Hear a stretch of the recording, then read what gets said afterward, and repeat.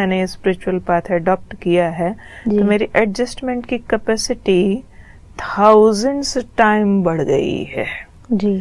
क्योंकि जब मैं छोटी थी, बचपन में थी, तो बहुत ज्यादा गुस्से वाला मीन्स ही क्या कि दूसरे को एक्सेप्ट नहीं कर रहे हैं और रिजेक्ट करते हैं, हर एक को तो गुस्सा करते हैं, इरिटेशन में आते हैं। लेकिन जैसे इस आध्यात्मिक जीवन में मैंने प्रवेश किया तो सबसे पहला ही सबक जो मैंने प्रैक्टिस किया अपनी लाइफ के अंदर, मैं एक शांत आत्मा हूँ जी। मैं शांति दूत हूँ, मैं शांति का अवतार हूँ। मेरा जन्म इस दुनिया में शांति फैलाने के लिए हुआ है। जैसे ही मैंने ये वाला प्रैक्टिस किया और बहुत सिंसियरली मैंने ये वाली प्रैक्टिस की तो मेरे शॉकर्स मजबूत हो गए जी। क्योंकि आउटवर्ड प्रेशर्स तो आएंगे सोसाइटी के अंदर। सब लोग मेरे अकॉर्डिंग तो नहीं करेंगे। मुझे धीरे बोलना पसंद है तो कोई ऊंचा बोलता है, मुझे जल्दी सोना पसंद है तो कोई देर तक लाइट जला करके रखता है, मुझे बिना मिर्ची का भोजन पसंद है तो दूसरे वाला तेज मिर्ची डाल देता है। बहुत लोगों के साथ हम रहते हैं, चाहे हम व्हाइट साड़ी पहनिए तो भी जंगल में तो नहीं रहते। हमारे सेंटर पर बहुत सारी सिस्टर्स होती है, हमारा 25,000 सिस्टर्स का बहुत बड़ा परिवार है, इतनी सिस्टर्स साथ में रहती है।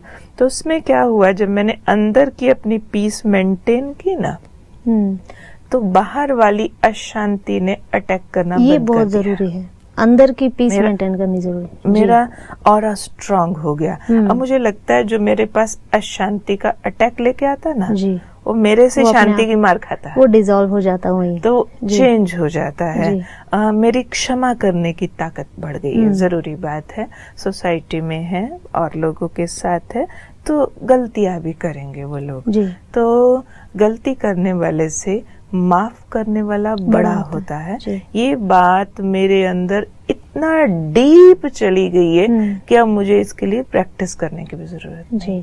गलती कर उसका पार्ट है, बेचारे को करना ही ऐसा आता है ना, डोंट माइंड। मैंने अपने माइंड को एक बात बढ़ा दी है, I have no mind to mind other person's job.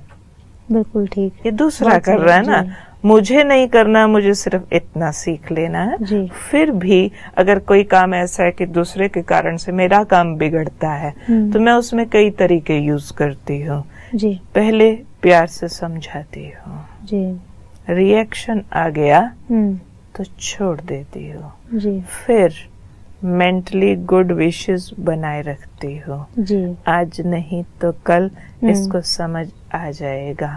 और वो मेंटल गुड विशेस मैंने देखा है बहुत अच्छे से काम करती है।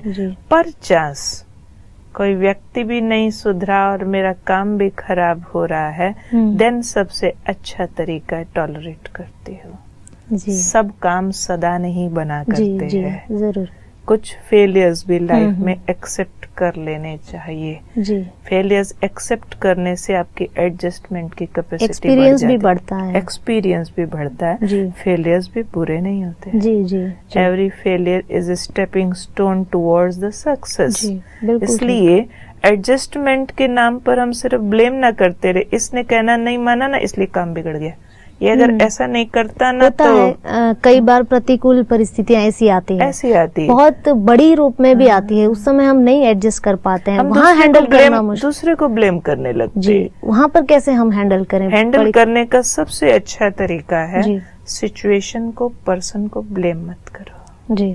जितना आप ब्लेम करते जाएंगे उतना अपनी परफॉर्मेंस लो जाती जाएगी। बिल्कुल ठीक है, क्योंकि अगर ब्लेम दूसरे पे गया तो परफॉर्मेंस दूसरे की बेटर चाहिए ना।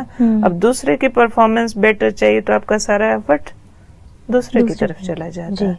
अगर अपने को चेक करेंगे तो सारा एफर्ट अपने पर जाएगा और अपने पर किया हुआ एफर्ट प्रोडक्टिव होता है। दूसरे पर किया हुआ एफर्ट उतना प्रोडक्टिव नहीं होता। हाँ, अगर करना भी है दूसरे पर एफर्ट, उसका भी एक तरीका है, रोल मॉडल बनाओ और जिसको आपने चेंज करना है, अपने अकॉर्डिंग चलाना है, एक अच्छा लीडर बनने के लिए पहले उसको बहुत सुख दो, बहुत प्यार दो, बहुत ट्रेनिंग दो, उसका विश्वास जीतो, जब आप दूसरे का विश्वास जीत लेते हैं, इतना प्यार दे देते हैं, तब वो आपका कहना मानने के लिए